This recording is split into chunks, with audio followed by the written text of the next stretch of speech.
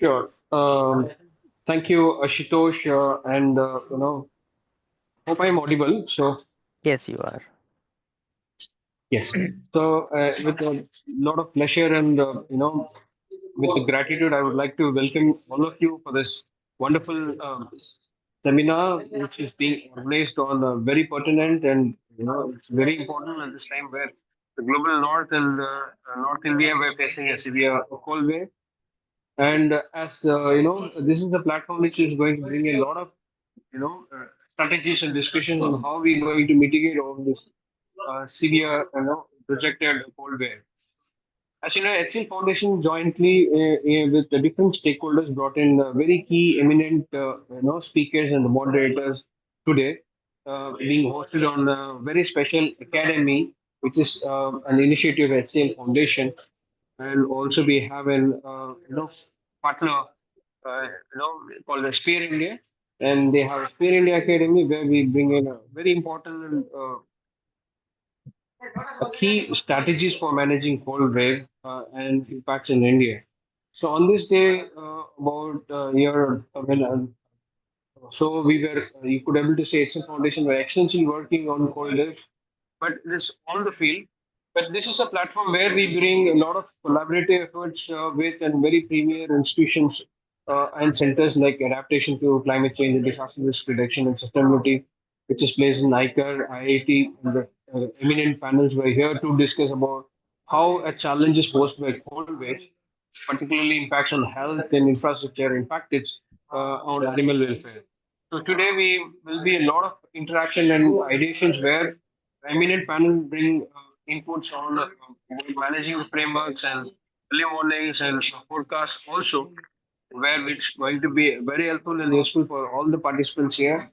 I'm sure today's webinar on the strategy will be managing, on impacts in India, where I am calling from, taking this call from South India, and the irony of other participants who are, having this highly cold, packed, shivering layers on them, which is what the Indias and the environment as such is showcasing right now through this call. We can understand how it is very unique and it's important to mitigate and bringing the DRR lens, particularly to address bring this awareness among all the stakeholders, including the last miles and people who are on the streets and finding it very challenging to cope with such kind of harsh environment, phenomena, which is global sometimes. So I think the forum is very, diversified. We're bringing in a kind of very important speakers for the day on hosting on Spirit Academy and Excel Academy is very pertinent and very important that this is very key day. So, end of this session, I think all the participants will be able to get to know the strategies to mitigate all this cold wave. I'm sure the floor is very open with diversified speakers, all from a very experienced panel we have. So the moderator of the day, Ms. Fatima, is also the scientist of DST ICARS, and she will be able to take us through the entire profile of the speakers and also how it is important that we are gathering at the right place and disseminating the information, which is bringing all the stakeholders in one place. So thanks for the opportunity, Shitosh, and over to Ms. Fatima, who will take over from here, the moderator of the day. Yeah. Thanks. Uh, Thank you, Dr. Marshall. If Ashutosh sir is okay, I can take the session forward. Please, Dr. Fatima, please start. Yes. Thank you. Thank you. So, thank you, Dr. Marshall, for setting the context for this workshop. So, going ahead with the agenda, I'd like to invite the first speaker of the session, Professor Anil Kumar Gupta. But before that, I'd like to give a brief introduction about sir. Professor Anil Kumar Gupta is the CEO of the Integrated Center for Adaptation, Resilience and Sustainability. That's ICARS, Government of India, DST. It's a center of excellence. Professor Gupta was formerly the head of division International and National Cooperation Advisory Services, Director of Projects and CEOs. He was also the nodal officer for Central Ministries, full-time professor for public policy, planning and strategic Management at National Institute of Disaster Management, Ministry of Home Affairs. Professor Gupta is a disaster mitigation and crisis management professional with the interdisciplinary expertise with institutional development, administration and management, coordination several international national projects over. He's having over 100 publications, including 10 books and 45 papers, guided several PhD research. His special contribution were the preparation of National Disaster Management Plan, including the Mitigation and Response Plan.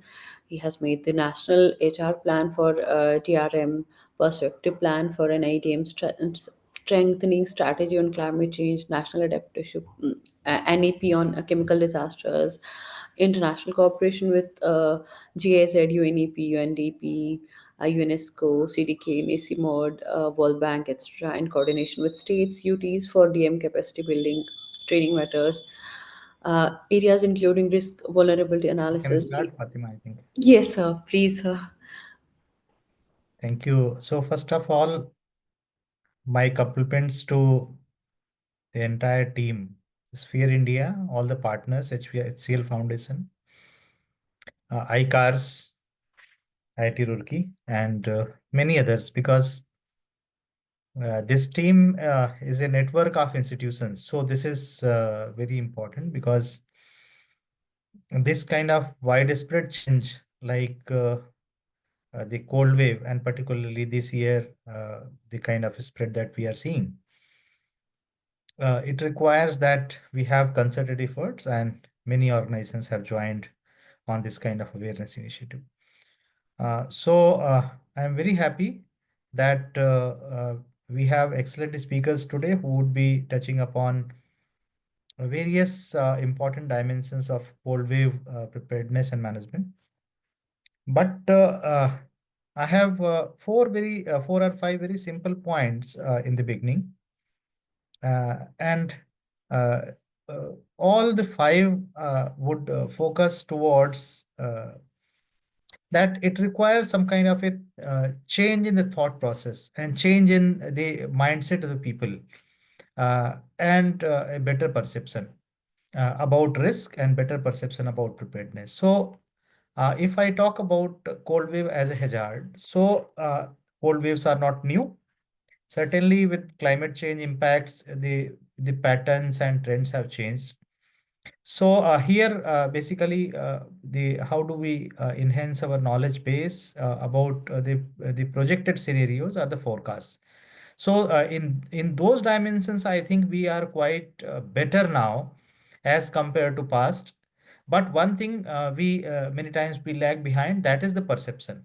Many times the forecast is there, the temperature is down, but the personal experience is that we don't feel like it is too cold, and many times we venture into something and then we are affected. So this can apply to anybody, any vulnerable class or non-vulnerable class of the people also.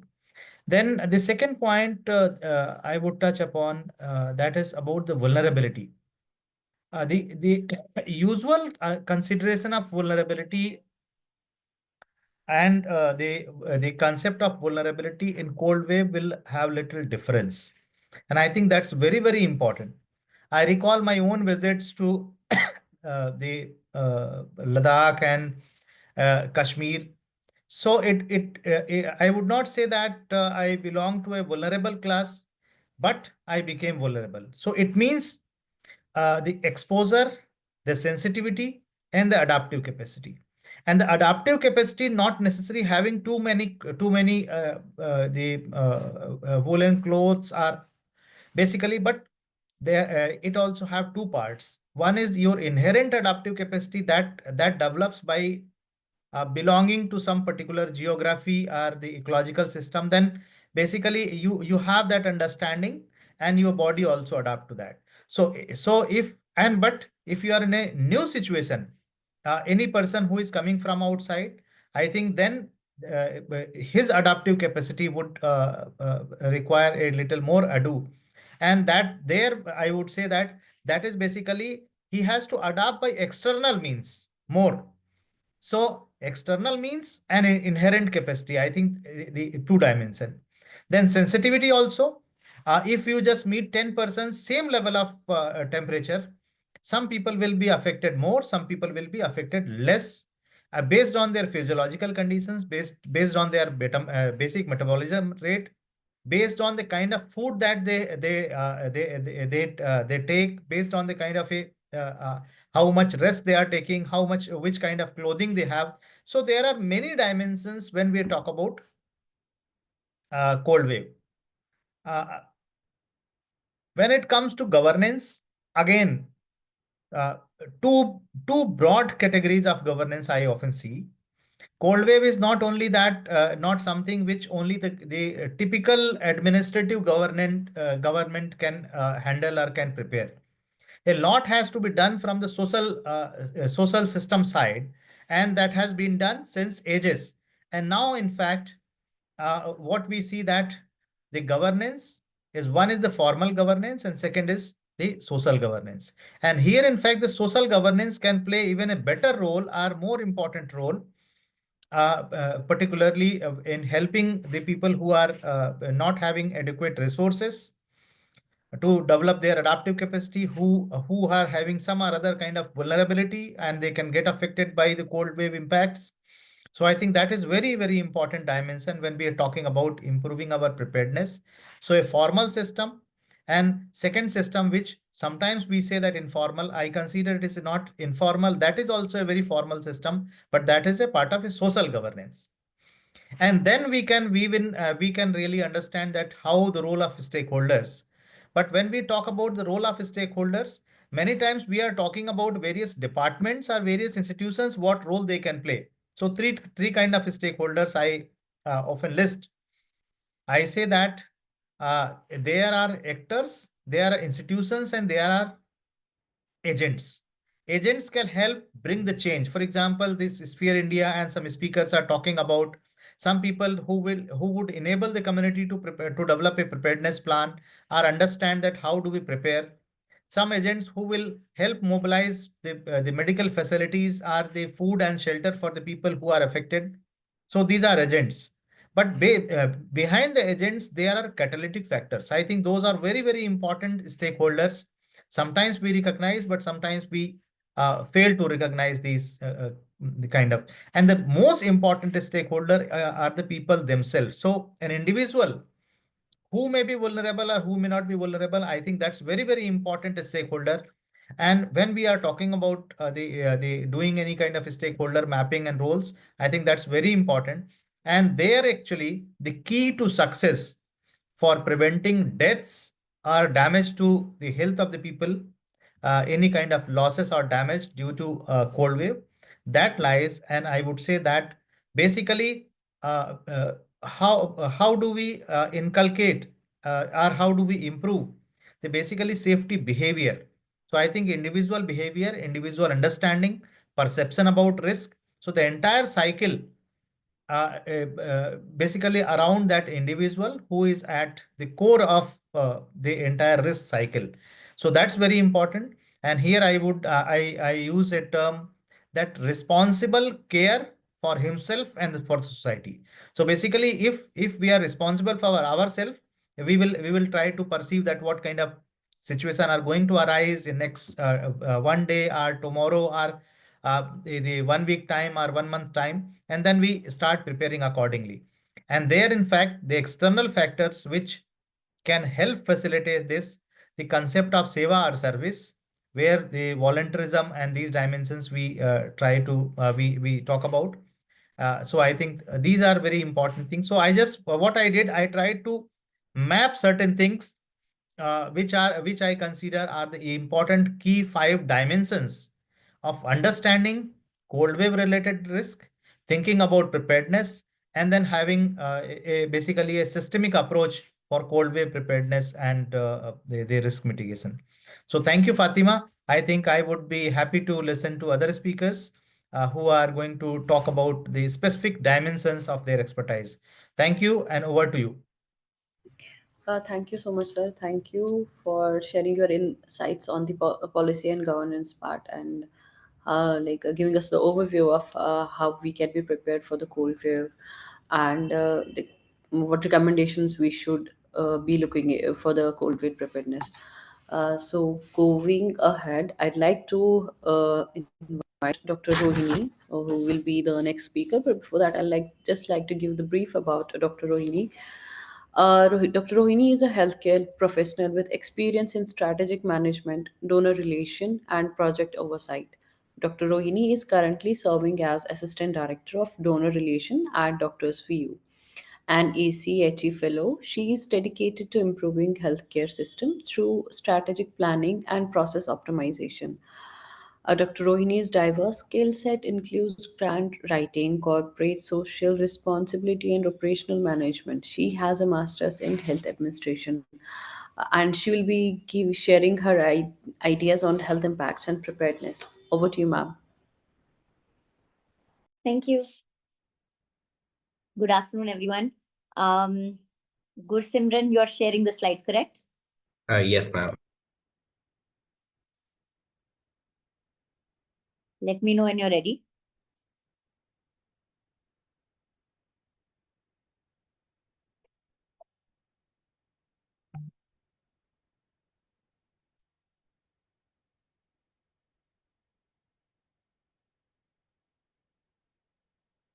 Are the slides visible?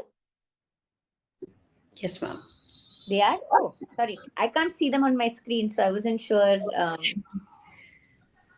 Yes, it is Visible, visible. ma'am. Okay. Acha, so since I can't see them on the screen, I'm not sure why I cannot see them on my screen. I'm just going to, since I can't see them, I'm going to guess as to the slide that you're on. And, I'll just keep saying next slide and we'll go from there. But I want to focus on, as mentioned in the previous, talk by Dr. Gupta. That the climate change has impacted our weather patterns, and you'll see I have a very nice map that kind of shows the changes that it has created globally. But these are we get hit with a cold wave every season, and for the last couple of seasons we've been talking about how we should stop reacting and be more proactive. So I'm going to talk about the health risks associated with cold waves with a focus on the vulnerable, the health system preparedness, for such events, and public health strategies towards, that have been taken and that can be taken towards mitigation of the same. Next slide, please. So quickly, cold wave, basically increase in sharp drop in temperature, increase in atmospheric pressure, leading to, events that are, creating temperature. And if you see this, Dr. Rohini, temperature I'm events. sorry, Dr. Rohini, can you see the slides now? No, they're not somehow visible on mine, and it might be because I'm on a phone. I can just see Oh, myself. yeah, I'm maybe not you sure will why. have to just on your phone, just scroll just like we scroll the pages of the book, just scroll to one side, probably you'll Swipe see the the slide. screens, maybe. Maybe you need to swipe the screens. Yeah, Okay, I have people coming to help me. Hang on. yeah, you will see it. No, that's the background, I think. I can see Dr. Gupta. I can see a lot of people, but I cannot. There I see the slide. Thank you. Excellent. Good. Okay, you can continue. Thank you. Thanks so much. And then, the impact of this cold wave, this intense drop in temperature, and because of shifting patterns out of the normal range that people expect. So a lot of times the systems, and people are not prepared for that drop.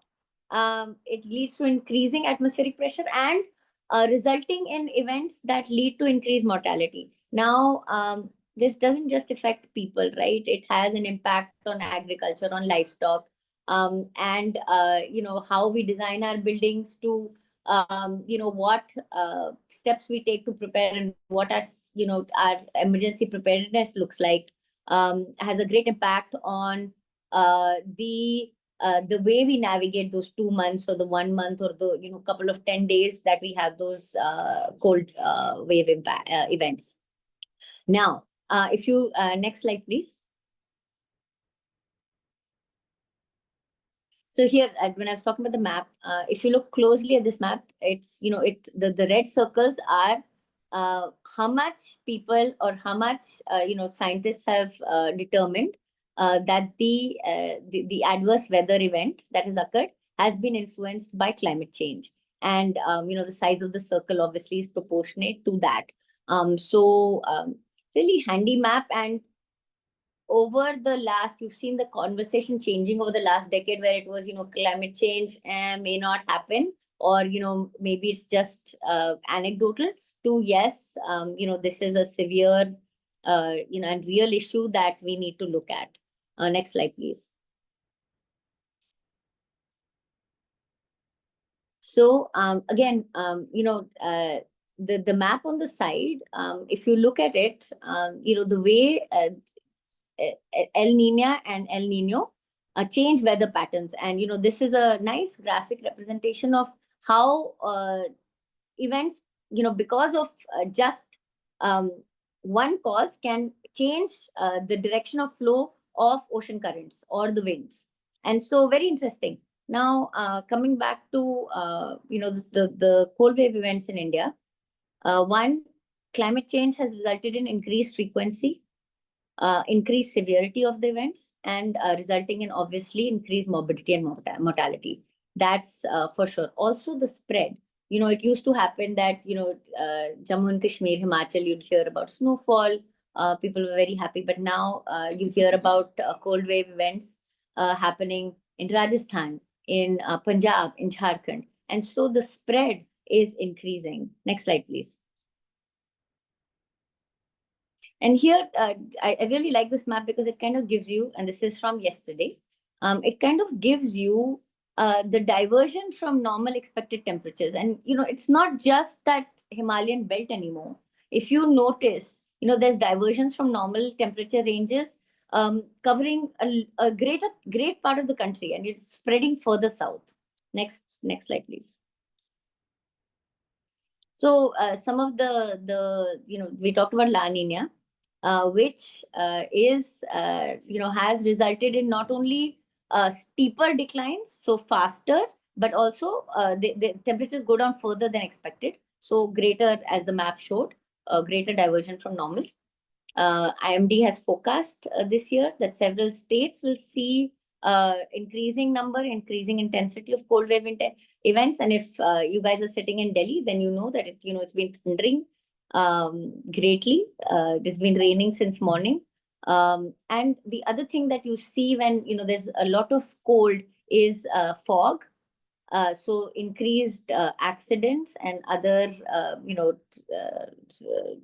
events related to lack of visibility due to dense fog. But fog is not now limited to early morning or late evening hours. You'll see sometimes the entire day is foggy. And finally, the thing that we fear the most, AQI. In increasing number of days with poor AQI because of the low temperatures. Next slide, please. So cold waves, cold wave events, when we're not prepared, I want to talk about who do they affect, and we know this, right? It's the vulnerable, the poor, disproportionately, the aged, children, mothers, babies, people with chronic diseases, outdoor workers, farmers, people who, I think I've covered, and chronic people. And I want to focus on people with chronic diseases, but I'll come to that. But these are the people who are most affected and in danger of, both morbidity, increased morbidity and increased mortality events. And what are the things that happen? What are the health impacts of cold waves? So hypothermia, frostbite, dehydration, carbon monoxide poisoning, snow blindness, which is limited to the Himalayan belt, and chilblains. Now, what do you look for, and when should you go to a doctor? So frostbite is when your underlying skin freezes. Dehydration occurs when, because we don't get the prompts that we get in summer for having more water, and we tend to typically forget to drink water. And I think this happens to all of us. And hypothermia is, caused by prolonged exposure to cold temperatures. What are the signs and symptoms that we should look at as a population? This is for babies. It is redness of skin and lethargy, malaise. If the baby is not as active as normal, you have to look out for this. For adults, redness of skin, shivering is a good first sign, especially if it is intense shivering. Tenderness, the red skin is tender to the touch. There's pain in areas that are exposed. Confusion, loss of orientation. These are all initial early signs where exposure to cold that we have to look out for in our vulnerable population: children, the old, the elderly. I'll come to chronic diseases as well. Now, one of the things, and I think next slide, please. One of the things that we should do, what should we do to make sure that we are, next slide.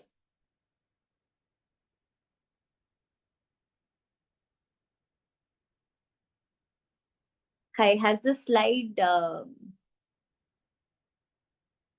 progressed? Thanks. So we talked about vulnerable groups, right? Now, why the people with chronic illnesses? Because people with high blood pressure, cold leads to vasoconstriction, which means that you're adding an event. They're already sick, they already have high blood pressure, and vasoconstriction leads to increase in pressure. So this can result in heart attacks, leading to death. Increased, kidney failure. So increased incidence of, people on dialysis. Very, very important that they are kept safe and warm. Increased events of stroke, leading to, again, death. Everybody's heard of SAD, seasonal affective disorder. It's a real thing. It affects, you don't have to be sick or old. It affects people across all ages, all demographics, and it is real. And then finally, obviously, with the AQI, leading, increased incidence of asthma and respiratory illnesses, also with the temperature, increasing incidence of pneumonia and deaths from pneumonia. Next slide, please. So we talked about, high blood pressure and why people with hypertension, and, I found this in the paper. It was very telling. Next slide, please. So what I also wanted to talk about before we get into government preparedness, what should we do to keep ourselves safe? And, it is, wear layers. Make sure that your room is well ventilated. One of a lot of times we read about how people who had an open heating device, or in an unventilated room, or an open fire in an unventilated room, have succumbed to carbon monoxide poisoning. So making sure that the room is ventilated, the heating device that you're using is smokeless, is safe, checked. And then making sure that nutrition wise, we tend to skip this, and I've skipped it in my slides. You'll not find the nutrition word anywhere, but making sure that we are eating healthy. Jojo, good, or peanuts, those are common things you find in winter, and there is a reason for it. High nutrition snacks with high fat content, very important. So coming to, the government preparedness, you've seen the news about, shelters where I think the Delhi government, for example, has 250 or 55 shelters that is prepared. 230 shelters have been opened and 25 have been kept. Now, I'm bad at numbers, so it's about that much. But I think that's the number that I read. But those are the ones that have been opened up for people who are homeless, for the migratory, population that Delhi sees every year. and for people on the streets. Public awareness. You saw the article in the paper, so making sure that information about cold wave, about the weather, about how to stay safe, about what to look out for, who's vulnerable, all of those are constantly in the paper. You must have seen that little ad with the very cute graphic about, please, RWAs, please give your night watchmen heaters.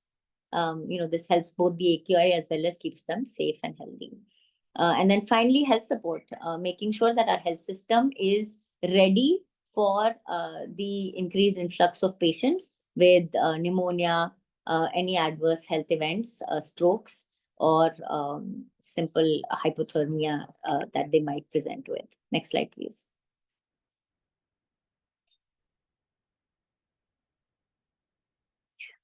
This is, we talked about, so at DFY, these are the steps we take. And I'll just go through those, and most of it is supplementing, the government measures with, wherever there are gaps, making sure that, and that includes creating shelters, whether they are temporary or makeshift. Making sure that we've started distributing ICs at yes, ICs at all our medical intervention clinics, all our charitable, all our health teams have these. Making sure that they inform when they're doing health checkups, when they're doing awareness, making sure they're informing populations on how to stay safe and what are the early signs. Health and medical support, so making sure again there are health teams deployed in areas where we expect greatest vulnerabilities. Resource allocation, ensuring that the word is spread amongst our partners and that we are ready to respond. And finally, monitoring and evaluating this, the situation. Next slide, please. So here we come to what I wanted to talk about earlier, what we should do and what we shouldn't do. And, as a person, as an individual, what are the signs that you should look out for that I talked about, danger signs? And then what should you do if you suspect hypothermia? The first thing is, make sure that they see a doc, but also get that person to a warm place. If there are any wet clothes, change those immediately. Put layers. It doesn't matter if you don't have blankets, towels, layers of clothing, sheets, anything will do. Give a warm drink. Do not give alcohol, contrary to popular belief, and then seek medical condition, obviously. Now, the do's and don'ts are pretty, we spread these out to the population in every local language in the affected belts. So Urdu in Kashmir, Hindi in the Hindi speaking states. So making sure that people know that like alcohol, that's one of the myths, right? And also, if you see redness, tenderness, pain in your extremities, if you suspect frostbite, do not massage those. A lot of times we massage our hands, we massage to warm things up, but once it's reached the frostbitten stage, do not massage, because your inside tissues are frostbitten and are frozen, and this creates more tissue damage. And then do not ignore shivering, the first important sign. Try to limit your time outdoors. And if you can't, obviously wear layers, have emergency supplies ready, stay indoors, keep dry, track the weather, drink hot liquids, watch out for symptoms. And then finally, they talk about also what kind of clothes, mittens preserve body heat, they're better than gloves. And then put the affected areas in warm water, but not hot. Again, hot because it will damage the already damaged tissues. Next slide, please.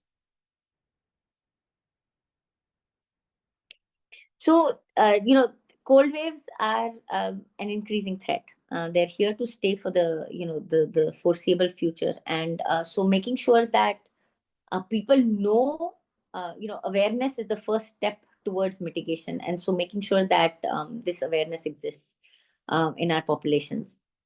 And together, all of us can take steps at the individual level, at our RWA level, at our, community levels, to make sure that all of us are safe and well informed. Thank you. If there are any questions, do feel free to share. Thank you so much, ma'am. I guess I'll relate your topic closely with mine because I belong to Kashmir and I have seen all kind of challenges and I've faced all of them. And about the frostbite, I still do have scars in my foot because I used to rub it and all the flesh would come out and wearing socks because not having the information obviously and people were not aware how to handle this.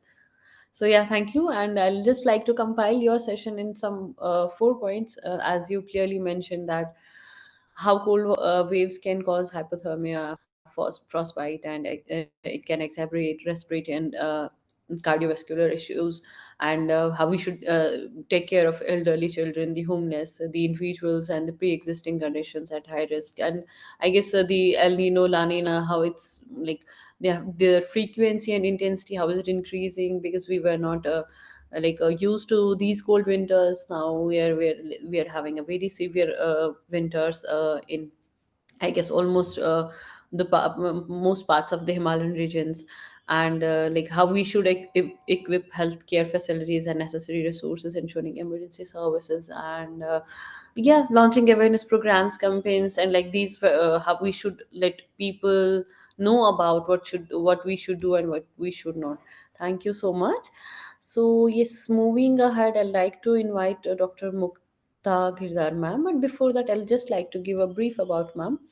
So, Dr. Mukta has more than 25 years of experience in imparting education in the field of disaster management and GIS.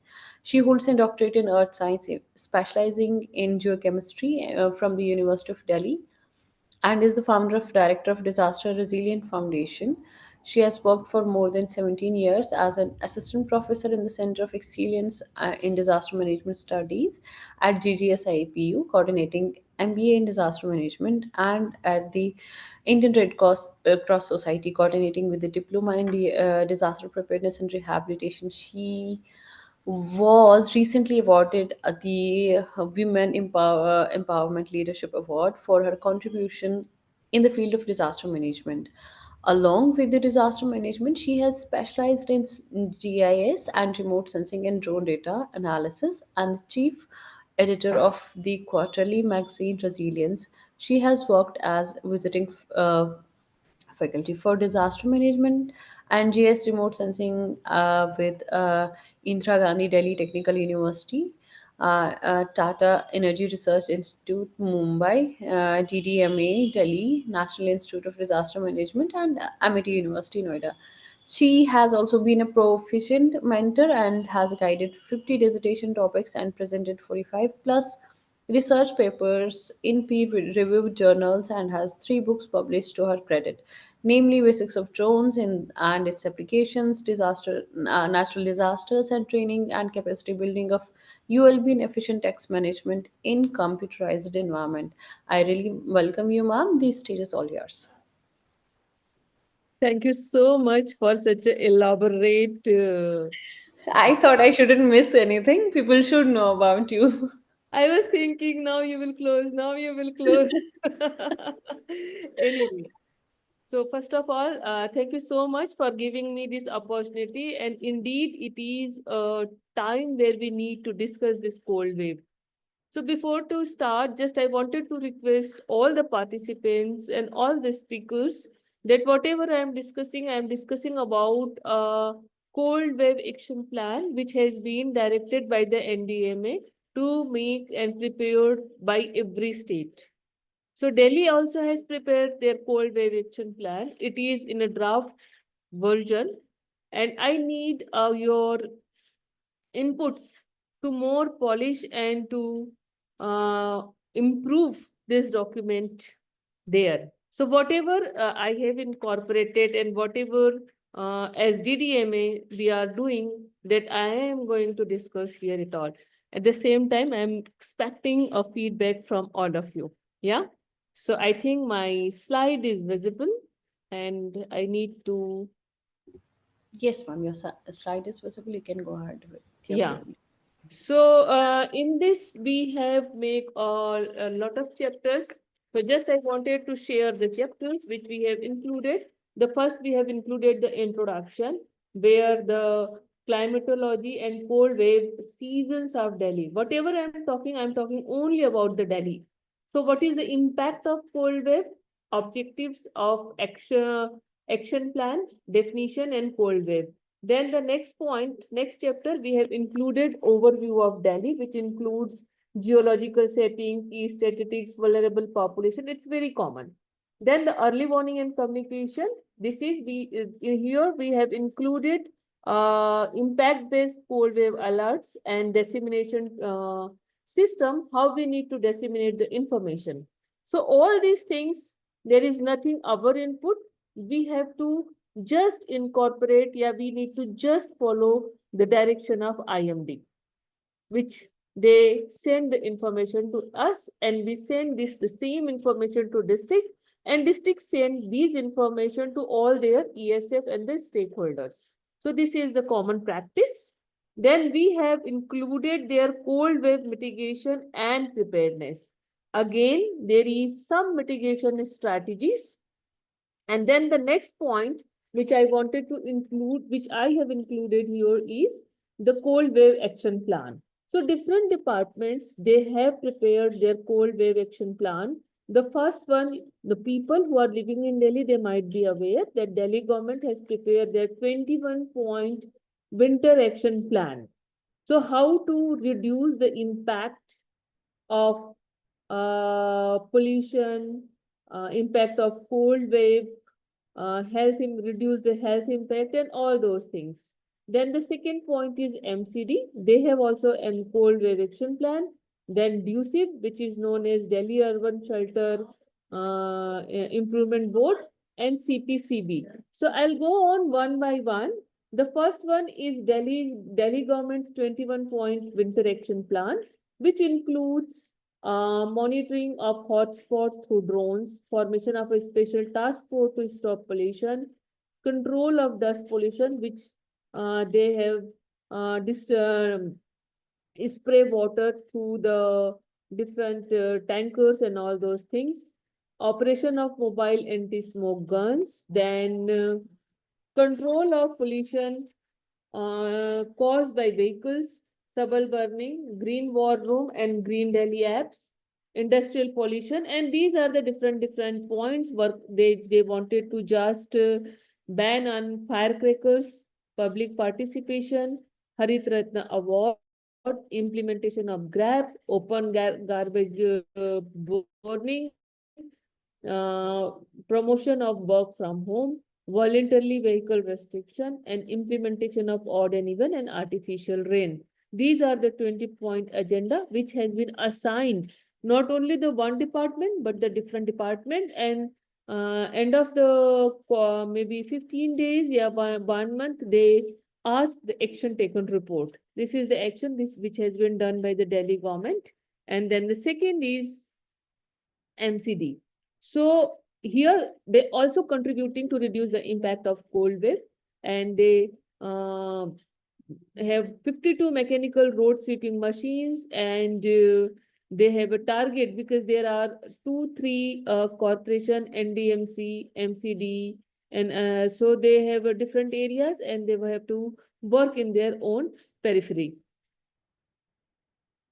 MCD also categorize 13 hotspots, which is more, you can say that increase in population and where impact is high. And this area is Narela, Bavana, Munka, Wajirpur, Rohini, RK Puram, Okhla, Jahangirpuri, Anand Vihar, Vivek Vihar, Punjabi Bagh, Mayapuri, and Dwarka. These are the 13 pollution hotspots. So wherever we take action based on this. Then there is another, just I wanted to say the order which has been issued by the Honorable Supreme Court on 2016 in the matter of MC Mehta versus Union of India regarding air quality in National Capital Region of Delhi. So based on this, government used to apply the GRAP, which is graded response action plan, and it started from severe, very severe, then moderate and poor. So these are the 4 categories. First one is moderate, then poor, then very poor, and severe. So earlier there was no severe category. After this 2017, it has been included here. Then grab, there are so many restrictions we have to follow. The moment it has been grab 4, we cannot, construction activities are restricted, schools are closed, online work has been promoted, diesel vehicle cannot move. And apart from that, this year, government, they have distributed heaters to all the RWA people, RWA security people, so that during the winter they should not burn the fire. अलाव, जिसको हम अलाव बोलते हैं, उससे भी pollution काफी increase होता है, तो उसको रिड्यूस करने के लिए एलजी ने काफी लोगों को हीटर्स प्रोवाइड किए हैं। और इसके साथ ही एक और नया चेंज किया है कि नॉर्मली हर साल जब वाटर को स्प्रिंकल किया जाता है ऑन द रोड, तो it has to be direct through the drain pipe. But this year, in that scenario, there is lot of wastage in the water, and at the same time, so many soil which came out from the middle area and the side area of the roads, and that come into the road, and that road is again the change into a dust, and it goes in the environment and increase the pollution. So to stop these things, they have just put the fountain in front of the pipe, and they advise and they directed to the staff that water should be sprinkled in a very smooth way. So this is the second initiatives which has been done. Otherwise, rest of the increase the green belt, reduce vehicle restrictions, diesel, all these things are common, which steps has been taken every year. And the next one is DUSIP Cold Wave Action Plan. They also have a cold wave action plan. There is a centralized control room, which is known as which is functional at Punarvas Bhavan, IP State, New Delhi. And here all the SMAs and rescue team, they work all together 24 hours. They and the number is 14461. It is a 5-digit number, and they just put lot of vehicles. They go on the patrolling and they see whether people are affecting, or people are just sleeping on the road. They just took those people and bring them to a shelter. They provide them all the basic necessities.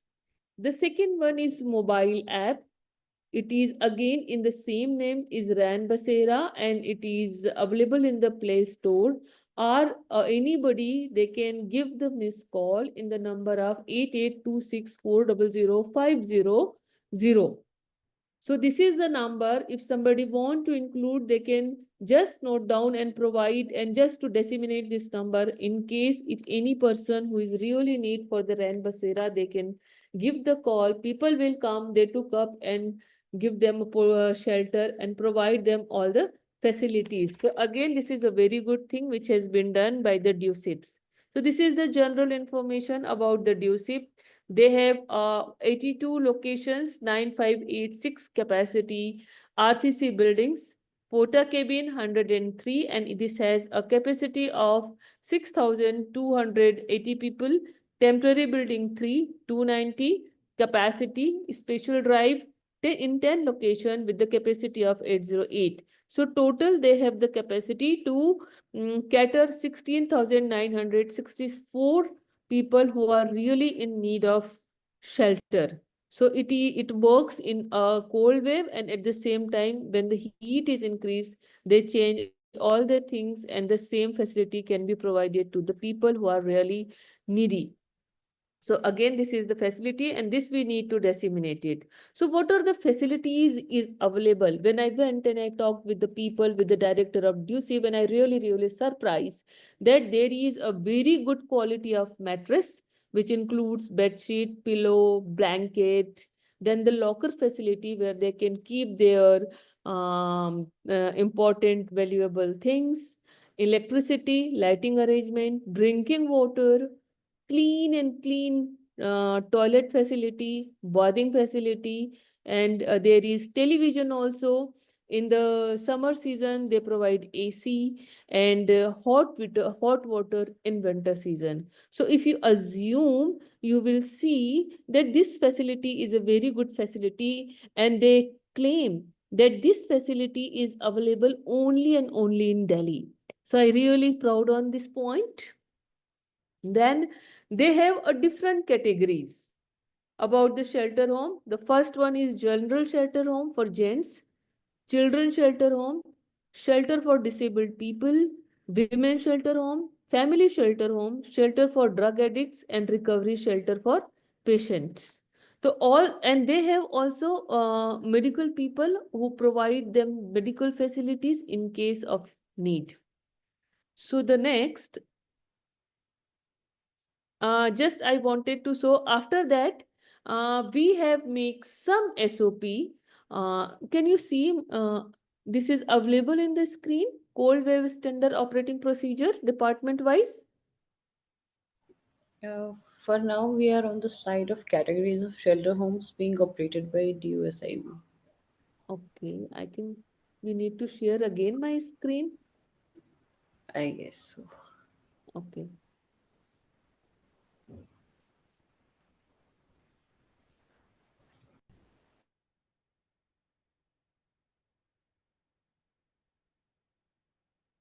Mm.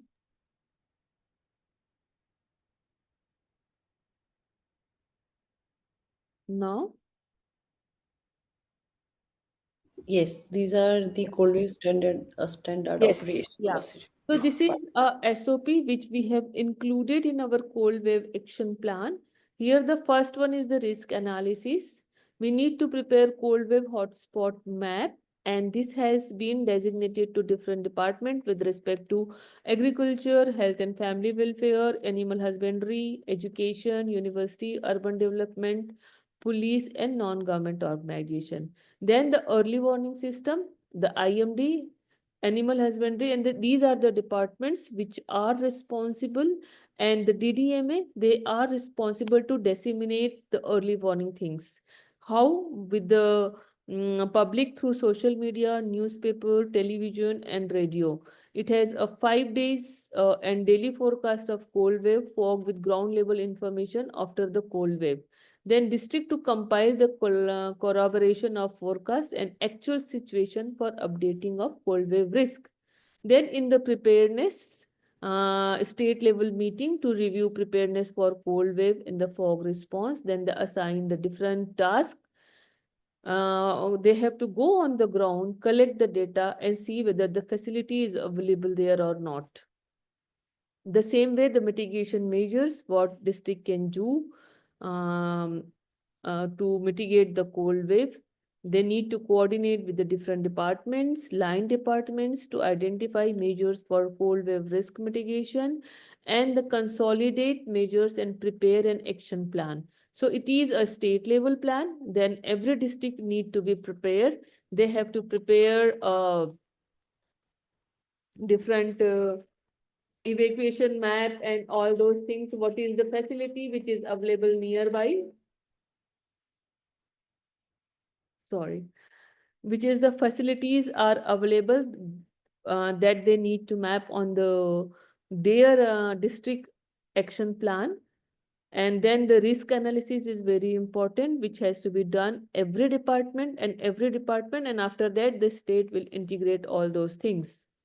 So that is all about the SOP. Then this one is the SOP about the urban local bodies in the cold wave, MCD, DUC, food and civil supply, PWD, etc. Response, night shelter for homeless people, food and warm clothing provision. Here they have collaborate with some NGOs, and NGO collect the warm cloth and provide these people who are in need. Mitigation measures, some new infrastructure need to be developed. Structural mitigation measures and the non-structural mitigation measures. So these are the some SOPs which we have developed as per the department wise, which includes the risk analysis, mitigation, and the response. These are the three categories which we have done. So again, there are few more interesting point which district has been initiated. That the first one, the awareness program which has been done, and every district is planning to include some traditional knowledge so that it should not be extinct, and we are planning to make some documents which includes traditional knowledge, and where the gap analysis, where we need to improve. So that is all about the cold wave management, which is a draft version, and I need your inputs maybe after that. And if there is any question, I'm ready to welcome after the. Yes, if there are any question, I'll really appreciate them, because first of all, I am I congratulate you for this plan, because for me it seems a perfect plan. Like in Delhi, how you have managed it in every parts, and how you have, since you have already identified the whom departments we have to coordinate at the time of emergency, or at the time of these cold waves. Yeah. So yeah, I'll be really thankful. And about your plans, it will be like this plan for me. It is already covering the early warning systems. You have also mentioned about the emergency response during the cold waves, and there will be some of the awareness programs. And you have also provided some numbers during the time of if there is time of any hazard, and how it will improve our health system, how it's specially made for the public and for the people of Delhi. So thank you so much, ma'am. uh, let's hope if there are any questions for ma'am, and if we can take them at the end. If there are any questions, so please ask. Meanwhile, I'll be introducing the next speaker of the session, that is Dr. Sayed. Just a second. Dr. Sayed Farouz Zaman. So, Dr. Saeed, a seasoned professional with over 22 years of expertise in animal health, welfare, zoonosis, and One Health. Dr. Saeed Zaman is a recognized leader in the program management, community engagement, and strategic event organization. Their extensive career reflects a commitment to sustainable development and stakeholder collaboration at national and international levels. Dr. Saeed possesses in-depth knowledge of the One Health approach, bridging the interconnected realms of human, animal, and environmental health. They bring proficiency in managing animal health system, addressing zoonotic diseases, and advancing animal welfare. Their expertise extends to designing, executing, and evaluating impactful programs while leading high-performing teams. Renowned for his advocacy and communication skills, Dr. Saeed has participated in global forums as a panelist and speaker. Their contribution to veterinary science and animal welfare are evident in notable publication and collaborative projects. They have successfully organized workshops, seminars, and conferences to foster dialogue on critical issues in the field. With a strong foundation in research, capacity building, and decision making, Dr. Saeed Zaman remains dedicated to empowering communities, shaping policies, and advancing in the field of animal health and welfare through innovation approach and meaningful engagement. I really welcome you on the sir, on the sorry, I really welcome you, sir, on this platform, and we're really eager to listen to your animal welfare and protection part. Thank you very much, Fatima, and all previous speakers. And thank you very much to Spare India and HCL giving me this opportunity. Gursimran, I hope you will be. Is it visible? It is visible. Can you make it broad? I mean, full. It is. Just Can you enlarge the size? Yeah. Yeah, full. It is not in the full,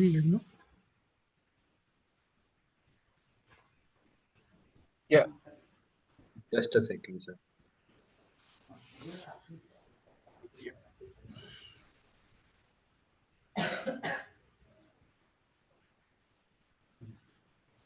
There is a icon behind, I mean, in the bottom where, yeah. So, yep. Basically, yep. We had been talking about cold wave, especially what is cold wave and its impact on human and animal. I would be dealing with especially for the animal welfare part and the protection of animals during cold wave. Next slide, please. Next slide. Yeah, my presentation will be very brief, and I will be dealing with impact of cold wave, measures to protect the animals during extreme cold weather, role of animal welfare organizations in disaster preparedness, and strategies for improving animal care and shelter in cold wave condition. Next. Yeah, this is about cold wave. I mean, there were a lot of discussion, and everybody, I believe, they have good knowledge about what is cold wave. So I am skipping, going to the next one. Next slide. Yeah, there are, like human being, there are many numerous impact of cold wave in livestock, wildlife, and pets, and they also suffer like us. Only thing they cannot express the amount of suffering, and we can express and can ask for it. By and large, a cold wave is a major cause of death and injury to animals, especially in the states or the areas where there is intense cold wave. And during this period, the most important survival instinct or technique of animal is to keep them warm, and warming them is very important, and that the main strategy is like having good food, and they need to, if they are healthy, if to keep them healthy, they have to eat a good amount of fodder and feed, so that they can heat themselves enough, and rest is from external protection that we can provide. So food remains the key priority, and during this time they have higher intake of feed and nutrition. I mean, it depends if there is, these are bovines, I mean cattle, buffalo, sheep, and goat. They will be needing more of silage and all these things. And without this, there will be a lot of stress. There will be affecting the growth, reproduction, and even they will not be able to adapt to with the environment. And all these physiological functions, like there will be depressed respiration, and acclimatization capacity will be very less. And besides that, there will be, because of cold, there will be lack of grazing lands, lack of grasses, and that becomes difficult. At the same time, there will be more impact on farmers, because the cost of all this feed material, forages, will increase tremendously. And there are animals, especially younger animals, pregnant animals, and lactating mothers, old and senile animals. They will have a lot of implication in terms of hypothermia, starvation, death, and bloating, and many other form of disease they will experience. Similarly, wildlife and stray animals, they experience, especially the stray animals in the cities, in the Delhi-like cities, they have intense problem, because there is no place to take a shelter on them. And like this time, there is a lot of rain in Delhi in the last one day. So these stray animals have no houses to go. I mean, they shiver, and if they fall sick and instantly and again there is no food, so they really experience a very bad uh, like life. So for them, shelter and food will be very, very important. Next. Yeah, there are many things like milk yield of animals will increase, decrease. Feed yield, the expenditure on animal will increase, and many other things. So animal production and welfare and life expectancy are likely to be very negative over the periods if it happens consistently, and if it is not being addressed. And there are globally there is a huge impact. It may reduce animal cold stress, and which means that they will not be able to adapt during cold environments, which otherwise they were able to do. And climate related challenges will also rise, as I said, you rises the cost of water, feeding houses, and there are many other things. And again, livestock contributes to food security, and other sustainability dimensions will also be affected. Next. Next, we'll be talking about measures to protect animals during cold. To deal with cold wave is a need for multi-sectoral and multi-dimensional administrative approach for mitigating or protecting animals. We need to have discussion with animal husbandry department, local NGOs, agricultural uh, people, and then their state disaster management authority, and many other actors, as Professor Anil sir said. So there are numerous stakeholders which will be needed.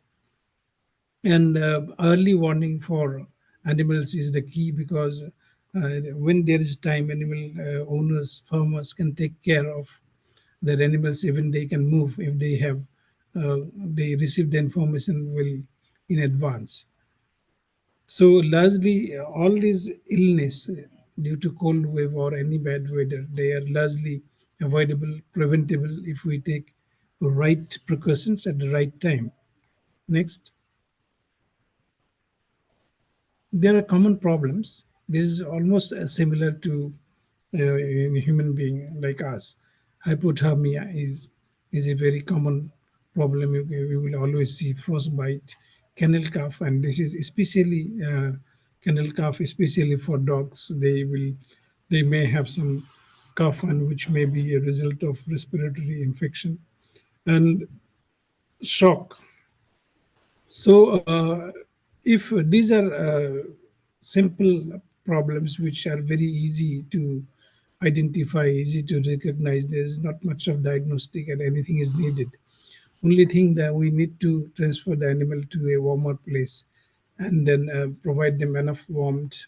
And if animal is wet, we need to like dry them up, and then temporarily we can provide blowers to hit animal.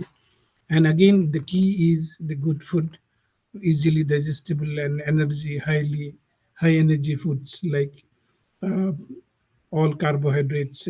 Dogs, for dogs, milk and all, rice and chapati and all these things. And for cattle, they can be fed with legumes and many cereals, but in small quantities. That can be because if we feed large quantities of carbohydrate, there may be other problems like bloating and other things. And uh, all herbivore animals can be given molasses, which is very rich in carbohydrate. And animal there is need to be like good shelter and housing. Next.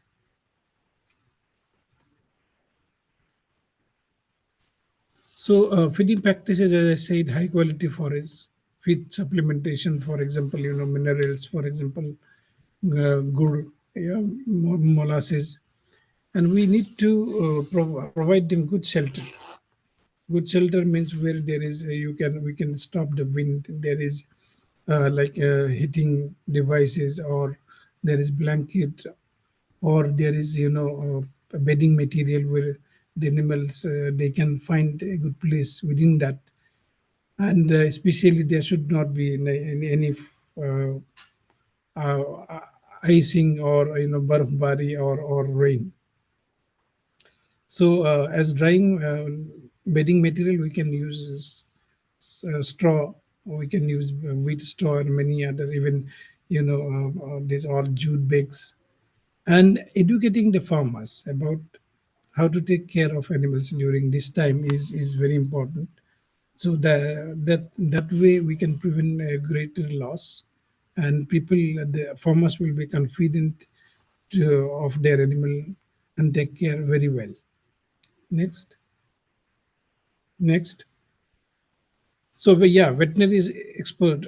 Whenever there is cold wave, there will be casualty, there will be problems. So deployment of adequate numbers of veterinarians, experienced veterinarians and paravets in those areas where there is camp or something, where especially in the neighboring animal hospitals, government hospitals or NGO, whosoever does this type of program.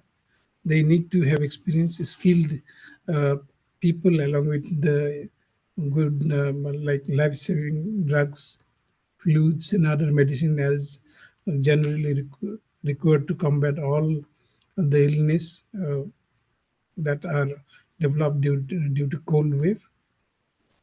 If there is a mobile veterinary unit or a vehicle, that will be very good, but because there are animals which who cannot come to the clinic, and we or people can go and provide first aid care or all this care right there. Again, in campsite, or especially because a large number of farmers may be gathering there, so that give us a good opportunity for creating awareness programs for the farmers. And despite of all these facts, there will be animals that will die. And these die animals, if we are not disposing them in a right way, so that can be big nuisance for all human being and animals in terms of many other diseases. For example, zoonotic disease that can be transferred from animal being to human. So disposal sites are very important, which should be far away from human habitation. And of course, liaison with different stakeholders, all these agencies. Next. So these are role of animal welfare organization. First is about the government. I mean, they will be the nodal agency, will be State Disaster Management Authority, which will be supported by Animal Husbandry Department. So these are some steps, data collection, all these steps they have to follow, and this can only be availed through the government department or agencies. So when there is a disaster or about to happen, when there is early warning, it is important to find which are different hospitals or dispensaries that can be that are having good capacity or equipment or facilities, that where we can arrange a camp for animals, as well as for awareness building of the owners, farmers. So these and then lot of where we can avail different type of feed resources, I mean fodder and other minerals, vitamins, all these things. These are important to identify earlier, and on shelters, if possible, we can also erect. We can construct temporary shelters in the places which are very prone, where animals can be accommodated, especially the sick animals. So one more thing happened is that during disaster, often there is scarcity of feed, because if it is affected the area that where the grasses are produced, they are also affected. So it is important to find out feed resources or forest resources outside that part, where there may be continuous supply or distant areas, neighboring areas where it can be brought to that site of like cold wave. These are few things which we need to ensure much earlier. I mean, when as soon as we get the early warning. Next. So NGOs, this is especially for non-governmental animal welfare or any humanitarian agencies. They always have been playing a very excellent role in disaster preparedness, because they many of them they work there. Many of them they have great experience working with communities. They understand the communities, their language, their need, and they have very practical way of reaching people in a way that is very acceptable. So they can be very instrumental in building the capacity of the staff and communities, and they can do a kind of situational analysis, what is the need and what things will is going to be more important for them. So in setting up systems like camps and selecting the places where there will be shelter, how, where the forages and other things can be purchased, all this system and liaison within different stakeholders. So they really play an important, they can play an important role. Creating awareness is a little different from capacity building of staff. It is for the general people, where they will say what to do, what not to do during the cold wave. And also they not only create awareness, they also have empathy, and they understand their problems, and they try to manage with whatever resources they have. Again, like even if government provide a lot of resources or materials for the communities or animals, so arranging or distributing them equally is a big challenge. Often I have found when doing digital work, I mean, there is always a chaos, and distributing them equally is always is becoming a big challenge. So these NGOs, because they understand people very much, so they always can find a way how to arrange people, organize them in a way, so they will be instrumental. And also counseling and helping people during their loss or stress. Promote policies and procedures on reducing disaster risk and empowering communities by collaborating with governments and international and national organizations, and ensure that vulnerable animals have sufficient access to resources. And they also instrumental for situational report, surveys, and test if at all it is needed to be done during the disaster time or during the relief. And they only because they do attend such events quite a lot, so they have a very good experience, and this experience whatever they learn from this any disaster, they use this not only in their work, they also advocate other organizations or communities or stakeholders to use those sustainable solutions, which really is helpful for future events. Next. So key strategies is like all this we have talked. One of the strategy is animal care system capacity building. So rest we have already discussed. Next. So these are strategy. One is behavioral. Behavioral means it is basically cover the animals with during the cold days with warm clothes, or providing him a shelter.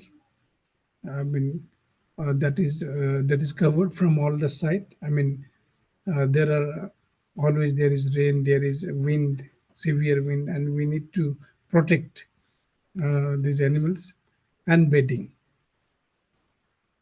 physiological for physiological type, construct climate smart sets that allow maximum sunlight during winters whenever there is sunlight, and low radiation during summers. That will be very good, very helpful for them.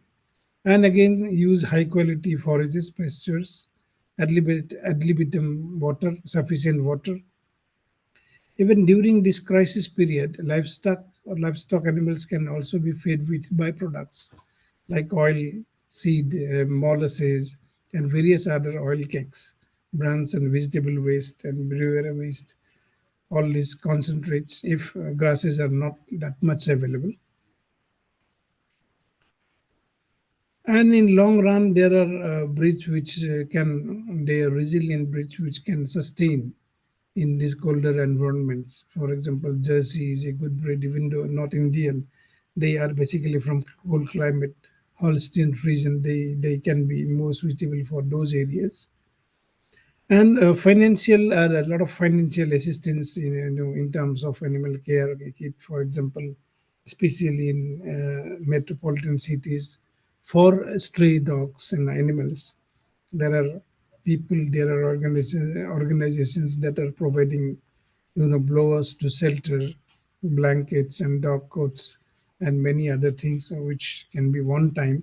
That is really helpful. So again, genetic kind of modification that they work, that we can develop more climate resilient kind of breeds in near future, because the way climate has been changing, there is obviously there will be a lot of changes, unpredictable, and which is not very good, and we do not have any experience or uh, resilience to those kind of climates. So next. Yeah, I think next. Yeah, thank you very much. And if this is time for, I believe, question and answer. If there is any question, yeah, I'm open. We are all open, in fact. Thank you. Thank you so much for giving the elaborated presentation on how we need to take care of animals during the winters, or what kind of protections do we need to do. So, if I have to sum up, so I'll be sum up this into 4 points, that the waves are having impact on animals. So, uh, similar to us, they do also have the hypothermia, frostbite, or the starvation that's quite common during winters due to the unavailability of food. So, how we need to protect them, what are the different measures we need to do, and what different animal welfare organization and NGOs can do during this time, and how we need to take care of the animal care in during a cold wave. So, thank you so much, sir. So there was a session for group discussion on the collaborative approach to cold wave management. I guess everyone has covered this specific part in their own presentation. And Ashutosh sir, if you want to add something on this topic, or if you want to involve in this group discussion, that will really be helpful. And we are having one question, and that question, I don't know who can relate and answer this. So the question goes like, what were the primitive methods of yester generation to protect human and animals and plants during severe rain and winter periods? I guess, sir, you can answer this question. Can I repeat it for you, Zaman sir? Yeah. So the question goes like, what were the primitive methods of yester generation to protect human and animals and plants during severe rain and winter periods? I don't know the earlier how they used to protect the animals and plants during winters. Yeah, that's actually a very good ancient questions, in a sense that, I mean, the ancient primitive periods, where what I know is is the survival of the fittest. The animals, those who were fit, those who were young and fit, they survived, and there were a lot of casualties, dead, even human being. And there are histories you can find that total clan, total in somewhere, some places, despite of having so much civilization, they have completely wiped out because of many disasters, and they did not have resilience, or they could not fight it. So only those who were, I mean, fit, they were living, and many of them, they were living in the cave, and whatever animals they used to have, they used to take all of their belongings inside the cave, somehow temporarily used to close. And of course, the fire was only one way they were taking, uh, just to keep them warm. So yeah. Okay, I hope Naga Rajan, you got your answer. Do we have any other questions for the panelists, please? Yes, ma'am. Yes, please. May I know who is speaking? My name is Deepak Nair. I'm working as a core volunteer in HCL Foundation. It's been more than 8 years. So my question is, I had worked so far as more than 32 NGOs, and whenever I'm going to do any session on environment or wildlife, I had secured only few limited, beneficiaries like 30% and 40%. In this call, you can see there are only 36 audience, or earlier it was 40. So do you have kind of mechanism we can collaborative with the multiple CSR engagement and open and environment school or wildlife school where we can collaborate with lots of schools and school colleges and students in one go, and we can give such session in larger audience, right? Might be it sounds stupid, but it comes into my mind because there's no environment school and no wildlife school. If you want to become a doctor, you have the medical colleges. If you want to become an engineer, we have the engineering colleges. But why don't we have an environment school or colleges? So Uh, I guess Dr. Mukta, if you are able to give them an answer. Meanwhile, there are a lot of schools that are specifically for the like related to this concern, but yeah, that they are not working on a huge, and nowadays there are a lot of NGOs and international organizations those are working specifically on this topic. Yeah, Dr. Mukta, can you please answer this question? Yeah, I think you need to repeat the question. Okay. why Uh, don't we have separate, not individually? I need joint collaboration. And Dr. Fatima tell me that individual is working. I know individual, lots of people are working. But whenever you are working as a volunteer or as a professor or as an NGO partner or as a CSR, the only long-lasting impact is how much beneficiaries we had secured, right? हम कितना impact करने के लिए यहाँ पे आए. It's not like that I'm genius in one part. I'm keeping the knowledge with myself. I'm not passing this legacy to maximum community. Then that knowledge is waste. So my only question is that is there any kind of environment school or colleges are we gonna build with multiple CSR of engagement, not single? Or do we have any proposal which we can send to central government and they can accept it and they can call up a meeting with the multiple CSR authorities and NGOs and we can collaboratively open one NGO or one school kind of things or some university kind of things to all the locations. Okay, may I know your introduction? My name is Deepak Nair. I'm working as SCL Tech as an employee, and I'm working as a core volunteer for SCL Foundation. It's more than 8 years, right? Yeah. Okay. So there is so many initiatives which has been taken by the government to bring all the information, all the research, all the data into a single platform. But somehow people are very they prefer to work on the silos. They don't want to share their information and their datas. So there we are lacking. For example, I have prepared a heat action plan for the Delhi. I searched a lot. If someone has done some research or some other things, I just wanted to know. But by the Google, you won't be able to access those information. But slowly and slowly, I came to know there are so many organizations they are working. But there certainly there is a need of some center things where all the information has to be there and we can extract and then we can work after that. Every time everyone start from the initials and we reach up to certain level only. So the idea is very good. You can send the proposal to center as well as state also. We can have a new initiative and I think it's a good idea. So Dr. Ridwan, the Gupta, problem is that when multiple NGOs and partner will come ना, their self ego will hurt, because अगर मैं कुछ impact लेके आ रहा हूँ तो मैं अपने CSR के पर्टिकुलर जो एरिया में जो मैंने impact किया है वहाँ पे दूसरा CSR के क्यों अनमोल होगा, यहाँ पे ego clash हो जाता है कि that's why we can't share our क्या बोलते हैं our outcome to more than one NGO. वो बोलते हैं कि नहीं, that is ego clash ना, तो हम आपसे डील क्यों करें? If multiple CSR will come together, there's some ego clash. So how do we mitigate them? Apart from all some glitches, we can come with the outcome कि हमको एक चीज खोलना है जिसके अंदर आप multiple चीज लेके आओगे, whether it's a professor, whether it's an NGO, whether it's a CSR, and we can work together for long lasting impact. I know it's not possible, but at least we can try. Yeah, you uh, can try.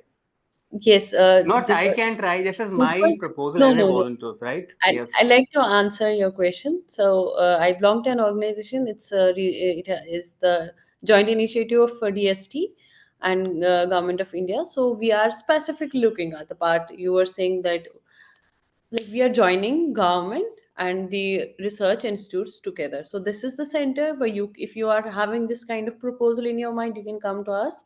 We can connect to the government, to the institute, so there can be a research. If this topic is dearly need, we can do work on it. And our organization is currently, like, it's a new initiative. It started in September this year. So yeah, we are working. We are the part of IIT Roorkee. So yes, we are working on it.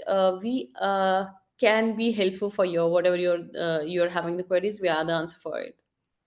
But saying, ma'am, I was working as a volunteer. I don't have any kind of capability. Only CSR will come to you, right? Am I working as a volunteer? I don't have kind of CSR organization knowledge, or I'm not running any CSR. I'm part of SL Foundation, but out of curiosity, I had asked this question because No, I if you don't think. Yeah, continue, ma'am. want to work, you can come to us. If you can work individually, we can put you with some of the organizations, so that if whatever you are having thoughts in your mind, you can work on it. So maybe we can join you to some other organization that are already working on this specific topic. So that's how it works. That's how we can connect you with the other people. Okay, ma'am. Thank you. Thank you. Do we have another question, if any? Yes, I just wanted to add what Deepak was saying. I'm Ritika. I am like working as a communication consultant for Mission Samriddhi. It's like a CSR branch of Intellect Design Arena. And right now we are working with the CSR funding is from IndusInd Bank, and we are having like multiple partners, multiple NGOs working at the ground. So it's a project on Eco DRR only, and we are working, and that's why I joined this session also on the Cold Wave. So we are working, is that it is not that much you can say on the social space where people get to know about it. So there is no ego clash.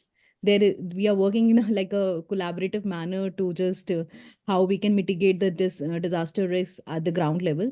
And I guess the points which have been made by the speakers, it's going to help me, because I'm also I'm also documenting the stuff and everything. So uh, we have like recently we have a cold wave session with our ground team, and a lot of points have been missed out. So it was, this session has like really helped me. I get to know a lot of things which was missed out. We can take up in the next session. Thank you so much, the speakers. And Deepak, you can connect me. I can tell you more about how we are working, and maybe, but you were right, at certain points there are certain ego clashes, because everyone wants, when they are doing certain works at the ground level, they want to show that the impact has been done by us. So that is there. But then when we are working as in collaboration, that there is then the shared is being divided by all the partners. Thank you so Yes, much. ma'am.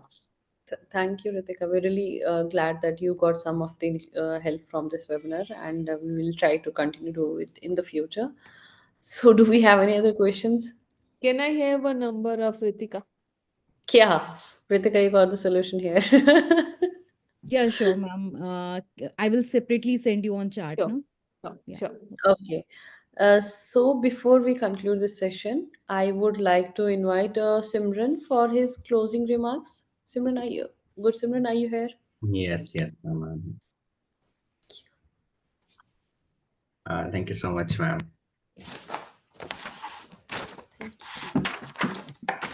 So, thank you so much for joining us, the insightful session. And we will have more webinars on this topic and many other related topics. So if you have any suggestion, any feedback, please feel free to write to us, and stay tuned our social media channels and for regular updates from the Spare India Academy. And thank you so much, SCL Academy and iCards. Thank you so much, Fatima ma'am. Yes, Thank from us. you. Thank you. Thank you so much. Thank you all the speakers, all the participants. I'm really happy to see such kind of participation, like who's really eager to know about the. Like, if they are having queries, they do ask. We usually don't ask, but yeah, they're asking. I'm really happy, and we're happy that we try to like enhance your whatever you are missing the knowledge or some of the queries you are having in your mind. We're trying to clear them, and we're hopefully trying to do it in the future with a series of some of the workshops. So thank you everyone. Thank you ma'am. Thank you Yeah, for I being have with a us. request. I have requested that if there is any feedback or any update, if any response on the cold wave action plan, please give us to Gursimran and he will come back to me. Sure ma'am. Sure. Yeah, sure. Thank you. Thank you. Thank you everyone. We can leave now. Yes, yes. Ma'am, I Thank have you. shared my Yeah. number. Thank you.